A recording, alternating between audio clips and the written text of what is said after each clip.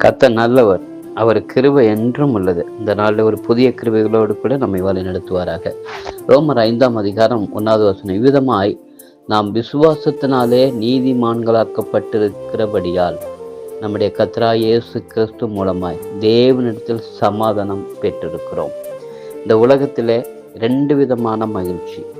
இயேசு நமக்கு கொடுத்த ஒரு பெரிய ஒரு பொக்கிஷம் என்னென்றால் மகிழ்ச்சி மற்றும் அமைதி, சமாதானம்.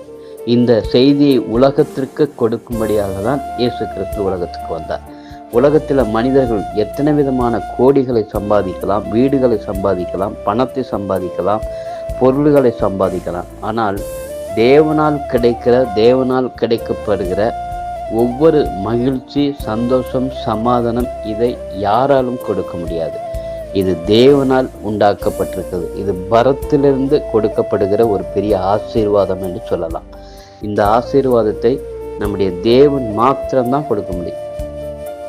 அதனால தான் அந்த வார்த்தை சொல்கிறது, நாம் விசுவாசத்தினாலே, நாம் யார் கர்த்தரை நம்பி விசுவாசம் வைத்து அவரை ஏற்றுக்கொள்கிறோமோ அவர்கள் மூலமாக நீதிமான்களாக்கப்பட்டிருக்கிறபடியால் நம்முடைய கர்த்தராகிய இயேசு கிறிஸ்து மூலமாக தேவனிடத்தில் சமாதானம் பெற்றிருக்கிறோம். நாம் தேவனிடத்தில் இயேசு கிறிஸ்து மூலமாக நாம் தேவனிடத்திலே சமாதானத்தை பெற்றிருக்கிறோம். எத்தனை பெரிய மகிழ்ச்சி பாருங்க, எத்தனை பெரிய ஒரு ஆசீர்வாதம் பாருங்க. இது எல்லாருக்கும் கிடைப்பதல்ல. உலகத்துல எத்தனையோ பேர் உலகத்துல வாழ்ந்தாலும் எல்லாரும் இப்படிப்பட்ட சமாதான, சந்தோஷத்தை, மகிழ்ச்சி பெற்றுக்கொள்வதல்ல. இது யார் அவரை நம்புகிறார்களோ, அவரை விசுவாசிக்கிறார்களோ அவர்கள் நீதிமான்களாக்கப்பட்டிருக்கிறார்படியால் இயேசு கிறிஸ்து மூலமாக நமக்கு சமாதானம் கிடைக்கிறது, தேவனிடத்திலே சமாதானம் கிடைக்கிறது என்று பார்க்கிறோம். அப்படிப்பட்ட அந்த கிருபையை நீங்கள் பெற்றுக்கொள்ள வேண்டுமென்றால் ஒன்றே ஒன்று நீங்கள் செய்யணும். இயேசு கிறிஸ்து தெய்வம், அவர் நமக்காக மரித்தார், உயிர்த்தார், ஜீவிக்கிறார் என்பதை நம்பி அவரை ஏற்றுக்கொள்ளும் போது உங்களை நீதிமானாக மாற்றுகிறார். அவர் மூலமாய் தேவனிடத்தில் சமாதானத்தை கொடுத்து உங்களை வழிநடத்துவார். அப்படிப்பட்ட கிருபைகளை உங்களுக்கு கொடுத்து வழிநடத்த தொடர்ந்து நாங்கள் ஜெபிக்கிறோம்.